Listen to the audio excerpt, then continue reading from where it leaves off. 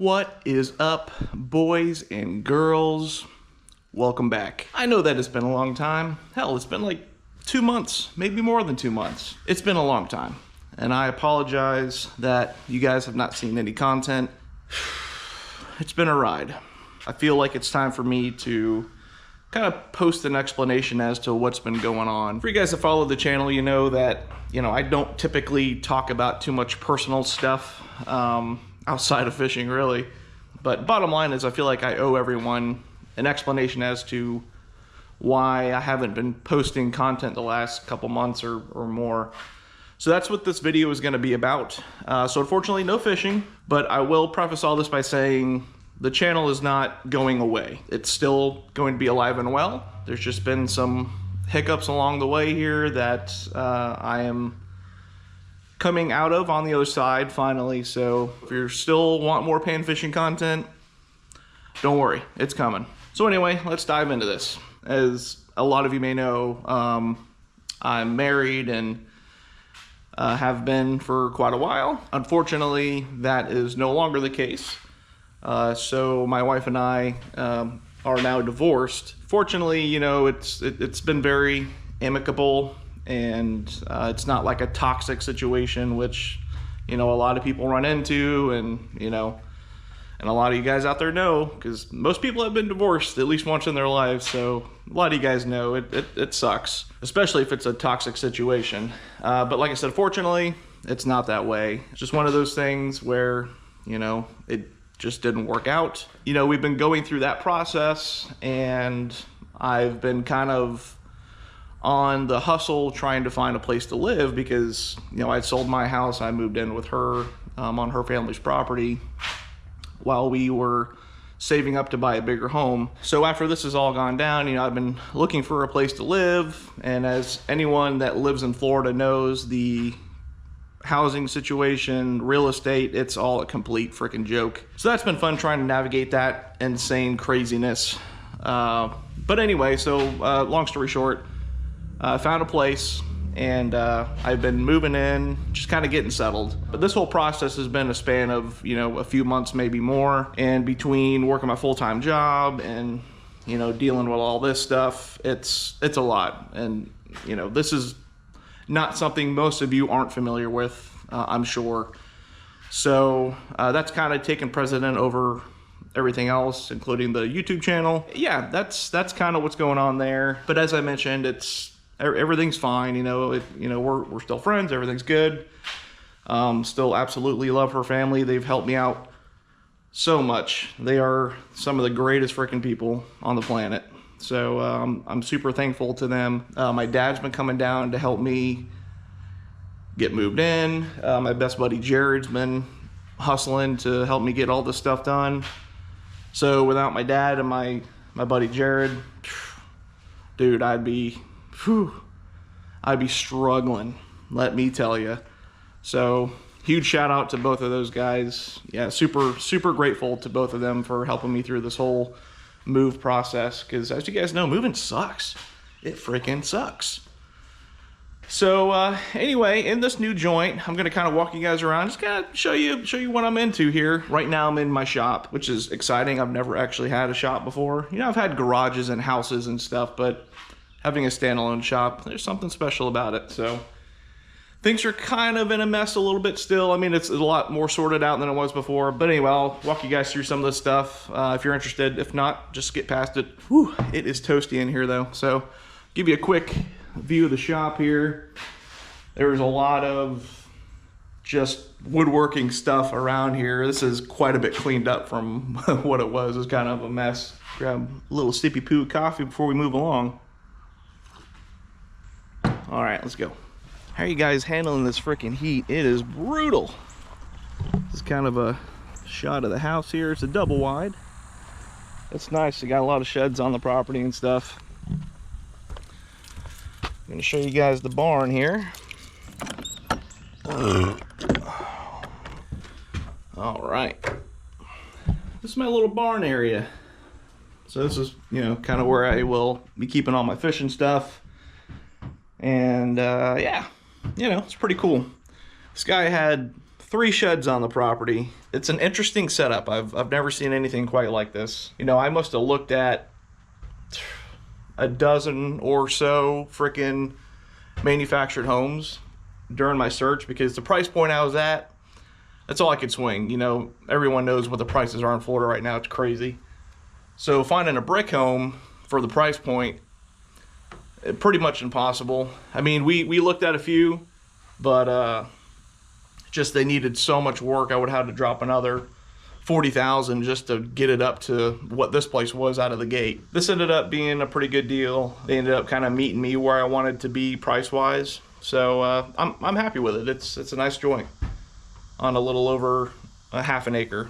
And it's pretty interesting. Every one of these sheds has electric going to it, and it's all been permitted, which, funny enough, you know, throughout my life, that kind of stuff is never really a thing. You know, people that build sheds and stuff on property, majority of the time they're not permitted. It's just how we roll, you know? Yeah, no, this guy did everything legit. I was super impressed. I got one more shed on the other side of the property. I'm not gonna bother opening that up because it's just got a bunch of my crap in it. We've got some projects to do still though. I just moved in a week ago, so everything's still kind of getting ironed out and whatever. Like this porch, my dad's coming back up next week, and him and I are gonna tackle this porch because a lot of this wood's rotted. And get the hook up on some, what do they call it? That plastic board stuff. All right, so this is the kitchen area here, which is pretty sweet. I've never had so much kitchen space. You got a little coffee bar over here. Got my little shrine of, y'all never met him. This is Rufio. This is was my cat. He passed away a couple years back. He was basically an Asian leopard cat. If you guys look that up, you'll see what I mean. Really cool cats, but very feral. So yeah, this is the kitchen here, and it's a double wide, so it's spacious, you know what I mean? You know, I looked at so many freaking single wides, and it's like you're walking through a freaking tunnel. I could have lived with it, but you know, once we checked this place out, I was like, I could make this work. So yeah, got a guest bathroom here,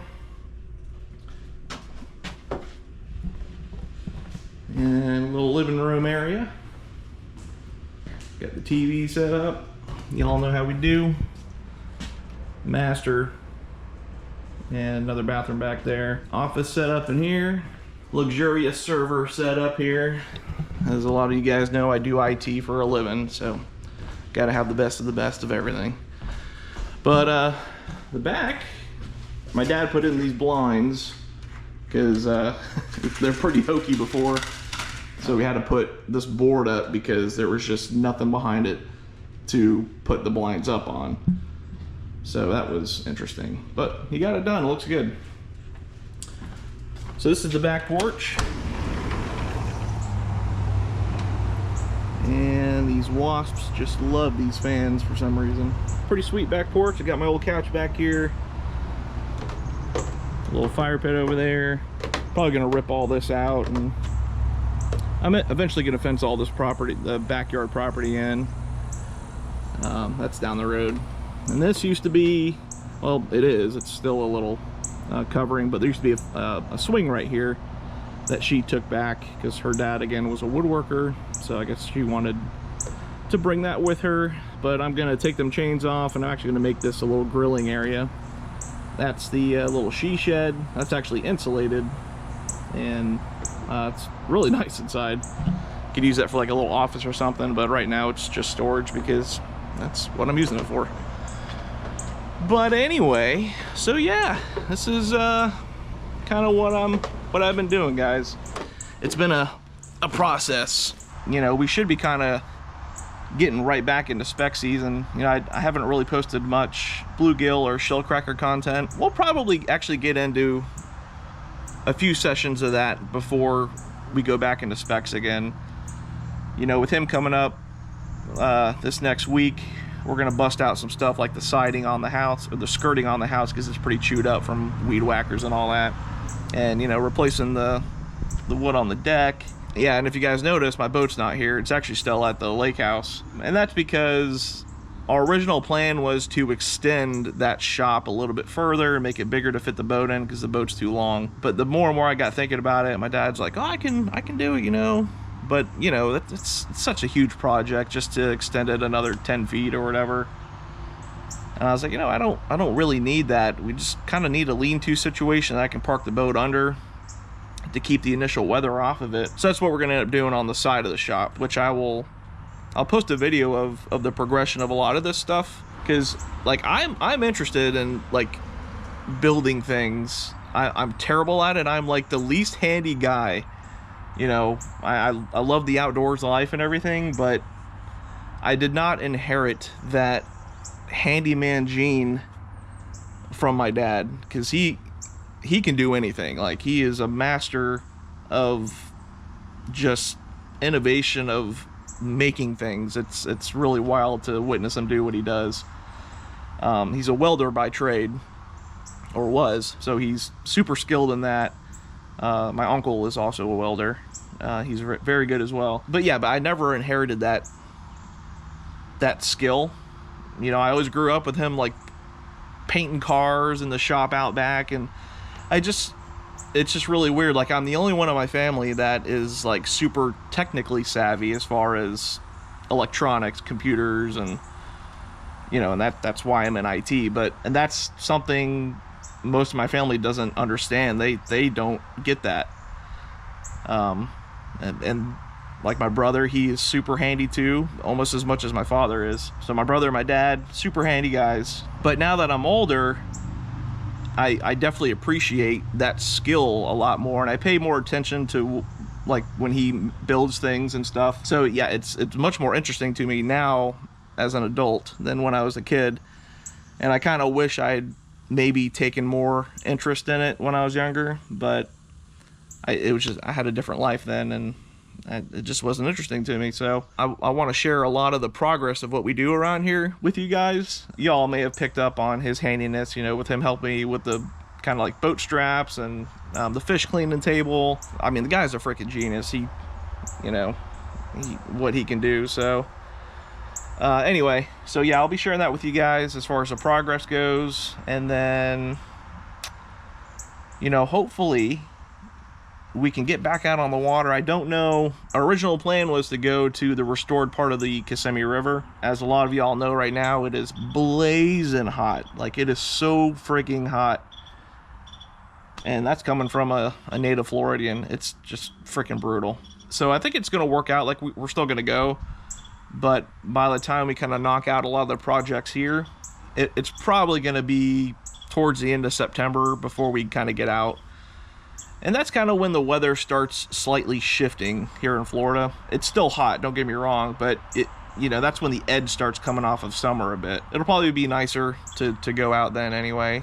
You know, during the summer, we don't fish a lot just because it's just not enjoyable. But as I said, you know, I'll be posting a lot of the renovations and stuff that we're doing here if you guys are interested in that kind of thing. Maybe you can learn a thing or two from my dad. So it should be fun. Looking forward to it. And so over the last few months, there's been quite a few of you, you know, leaving comments and sending me emails and stuff.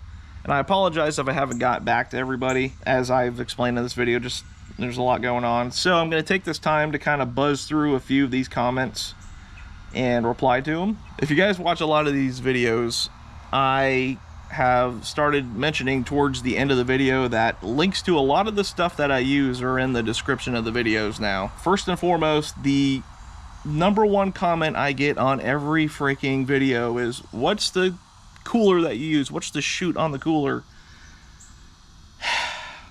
I feel like a broken record talking about it. It's a catch counter. The link is in the description of every video. But yeah, it's a catch counter. It's just a plastic chute that you install on top of your own cooler. You can buy it with the cooler if you want. They sell it that way. But if you watch my review on it, which I will post a linky poo somewhere along the top here, or maybe in the corner. I don't know. Yeah, corner. Watch my review on that, because there's some tips on installing that thing and what kind of cooler to use, because I've already been through the ringer with that. A guy posted On the boat buckle review, I put these things on my brand new aluminum trailer to hold my boat, thinking that all the reviews were good. After the very first trip on the water, the next time they became hard to release. I then took them off, sprayed them inside with Corrosion X, lithium grease, and even Max Wax. They made 3 trips on the water. After the 3rd trip, I had to cut the straps with my knife to release the boat from the trailer. I currently have 2 giant chunks of rusted together garbage to show for my money. Do not buy unless you like throwing your money away. And that's from ZZ. But I don't know what to tell you there. That has not been my experience. Maybe you didn't buy the stainless steel ones. Those are the ones that I have. They're a little bit more money. I think I'm paying $100 for mine, maybe more. I can't remember. Yeah, they shouldn't be rusting like that. That's totally weird. So that leads me to think that maybe you didn't get the stainless ones. Might have been freaking great. Since we installed them, I absolutely love them. They work flawless every time I take the boat out. And up until a few months ago, you know, I've been taking the boat out, you know, 2 to 3 times a week. So sorry to hear about that, but that has not been my experience. I would maybe reach out to Boat Buckle and see if they'll give you replacements, or look into the stainless steel ones, because again, mine are not rusting. They don't lock up, or again, they've been fantastic for me. So I get a lot of comments on like what rods I'm using. I mean, that varies from video to video, but you guys that follow along know that my go-to right now is the Ozark Hybrid jigging rod for specs. That is my jam up rod right now. I'm loving that thing. Also use ACC and B&M. I'd say if you like a little extra fight, go with the Ozark Hybrid. That's an excellent rod. Even in heavy cover. I mean, I say that I try not to use it in too heavy of cover because it doesn't have the level of backbone that like an ACC crappie sticks has. But man, I still pull them out of that heavy stuff with it. You know, maybe if you plan on fishing more heavy cover like we do, maybe the ACC crappie sticks would be a better option for you. But either way, Ozark or ACC, both are fantastic rods. What else we got? Coming down there, end of January. This is in Kissimmee. Should we go for shell crackers or just go to Okeechobee for that time of year for specs? So if you're coming down here at the end of January, this is Bricky J123. If you're coming down here at the end of January, I mean, that's prime freaking spec season. I mean, we're in it at that time of year. So honestly, I mean, so Lake Kissimmee, you're not far from Lake Okeechobee. It's I mean, what is it? Maybe a hour-and-a-half drive between the 2 lakes. So, man, I don't know what to tell you. Here's what I will say. If spec season, this coming spec season is anything like our last season was, get your butt to Okeechobee, because my goodness, I mean, even the old timers, they say they haven't seen a spec season like we just had in many years. It was off the freaking chain how good the bite was. If it's going to be the same this coming season, I don't know, but dude, it was crazy. And I've go back on the videos. I mean, there's plenty of content to prove how good it was. And as far as Kissimmee goes, man, I ain't quite figured out that lake so much yet. You can watch Kissimmee Special. I've repped their name a few times on previous videos. Them guys are on TikTok. They have a YouTube channel, but I don't think they go live on YouTube like they do on TikTok. But those guys go out through every day of the week, minus weekends maybe, and they just destroy the fish. Damn near every time they go. I mean, there might be one day a week where they kind of get skunked a little bit, I would say. But here's the thing about Kissimmee, man. That fishery is so unique. Like, Okeechobee's great, but man, like Kissimmee Lake, there's such a diverse, just a variety of vegetation, different depths and stuff. Dude, it's a beautiful lake. I absolutely love fishing it, and that's why my dad and I always go back, because it's such a cool lake. So like Kissimmee Special, they're bobber guys, you know, they don't jig like we do. So, you know, if you look back on the last couple Kissimmee videos I posted, it's kind of a mixture between using minnows and jigging. It wasn't until the last day, the last time we were there, where we got into a nice flotilla of stuff with like cattails and some water hyacinth and stuff like that, that we actually got into a handful of specks, where it kind of been slow most of the time we were there.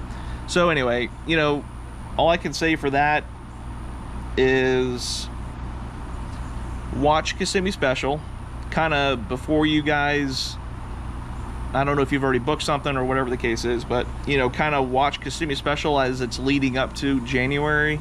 I mean, I'm sure they're going to catch fish. They never not catch fish. So just to kind of see how the bite's going, you can follow Okeechobee Crappie Club. That's a pretty great resource for locals that fish the area, if you're looking for how the bite's going. But my guess is the bite's probably going to be pretty fire again. That's my prediction. I mean, them specs took a hurting this last season, so I'm kind of curious to see like how good it's going to be. But there's so many fish in that lake, you know. If I had to tell you somewhere to go right away, I'd probably lean you more towards Okeechobee, but don't rule out Kissimmee, man. It's just you might have better luck than we do. You know, we plan on fishing it more, but Okeechobee's right down the road from my dad's house, so that's what we do. So hopefully that answered your question. I know that was a super long explanation, but it's warranted, I think. Jason Dill 5372 says, what months do you typically do best on your gills and shellies, or what months do you fish for them? Thanks, love your channel. So for gills and shellies, we usually start fishing for them, I would say May, usually towards like mid-May, towards the end of May. That's when the temperatures start really kicking up, because them fish, they love warm water. So usually after most of the fronts are over with, that's when you want to start chasing them. You're going to have the early bedders, which we kind of got into this year, but as the temperatures ramp up going into summer during like June, July, August, you're really, I think kind of a peak is going to be like June and July. I feel like that's like the primo time to start going after all the sunfish, and especially like the cichlids and all that stuff over in Okeechobee. That's kind of prime time for them. So yeah, I would probably target June, July.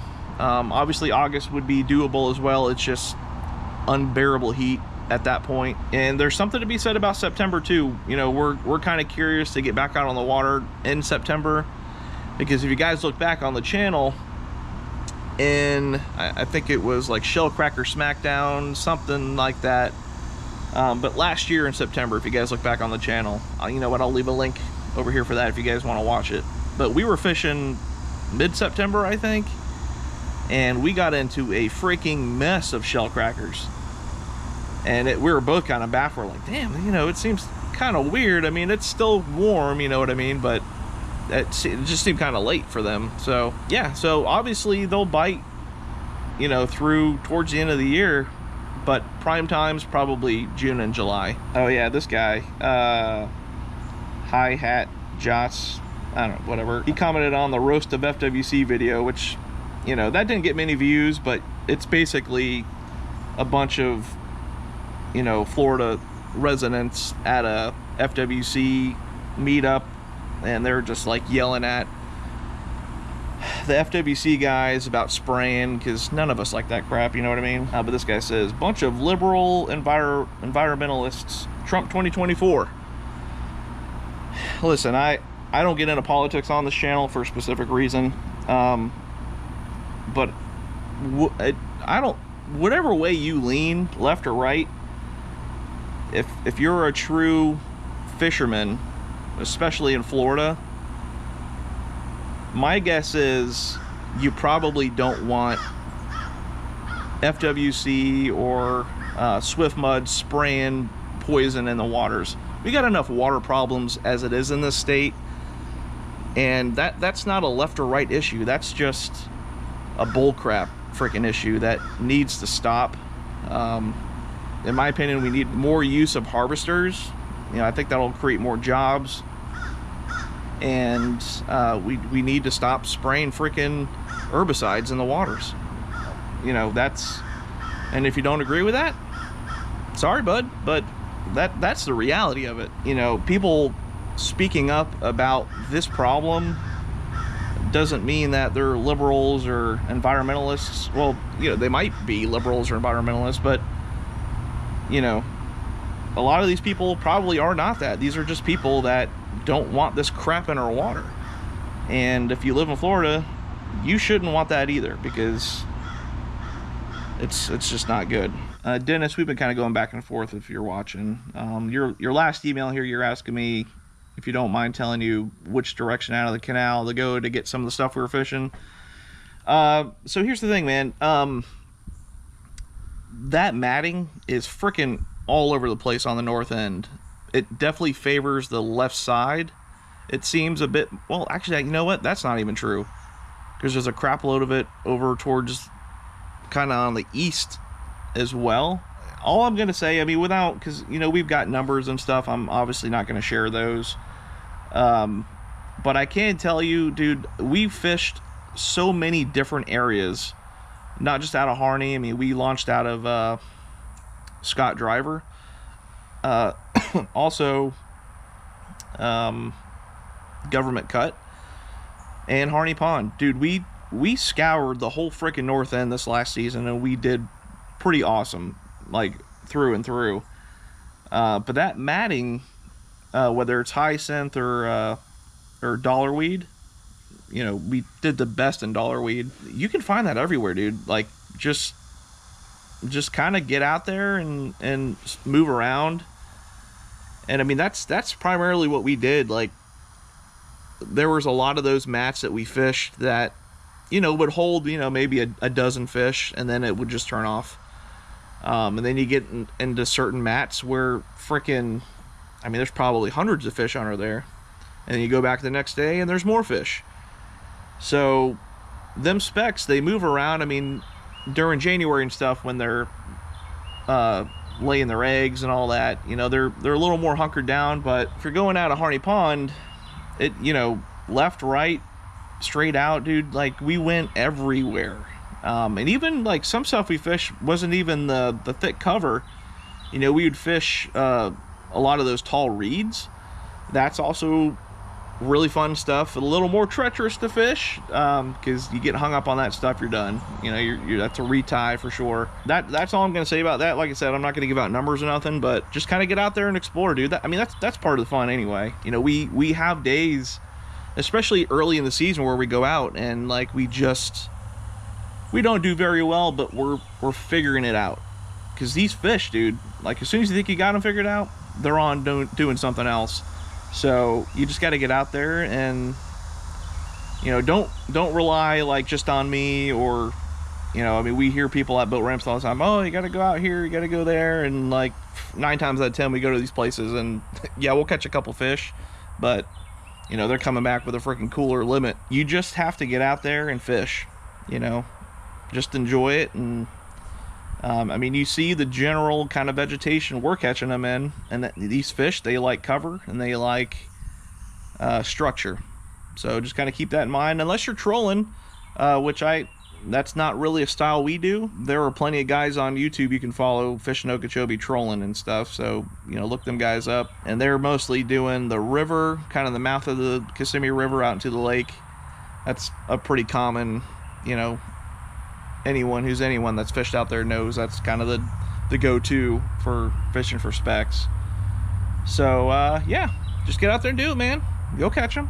And check out this little picture my father-in-law gave me. It's kind of old school, but man, it's a cool little picture there. 1955. Old school. One other thing I wanted to mention to you guys, I don't know if maybe you or someone you know makes cool like fish scenes, but I have this wall, this back wall right here, that I need to fill up with something. And what I'd love is to put like a big old crappie scene, maybe even some shell crackers. What I don't know. What I'm thinking is like, you know, some freaking driftwood, or yeah, just some kind of freaking scene with like crappie, maybe some different kinds of sunfish, shell crackers, bluegill, whatever. But if any of you guys out there know anyone that's skilled with making that kind of stuff, like, you know, I can find stuff on eBay and junk like that, but they're, I don't know. I'd prefer something that's a little more like personal, you know, like kind of personalized to what I'm looking for. So anyway, that's kind of what I'm thinking for this back wall here. So if any of you guys out there know someone that might be interested in hooking something up for this, please shoot me an email. My email's in the description. Leave a comment, whatever, let me know. And yeah, I'd be interested to see what I can figure out for this, because it's empty. Look at it. It's so freaking empty. You need something. Anyways, guys, that's the dealio. I know this is kind of a long video, especially without any fishing. You know, like I said, I feel like I owed it to y'all to kind of fill you in on what's been going on. So that's it. I've moved. My life has kind of changed around, and just kind of getting reacclimated. I promise there will be more fishing within the next couple months. So, you know, stay tuned to the channel, because it ain't going nowhere. It ain't like I'm going to quit fishing. Just got to get life sorted out, you know what I mean? Thank you guys so much for all the comments, and, you know, all the guys I run out in the wild. I run into you guys. Everyone's really nice. I appreciate, you know, all the kind words and everything. So anyway, that's it. So thank you guys so much, and I will see you on the next one. Peace!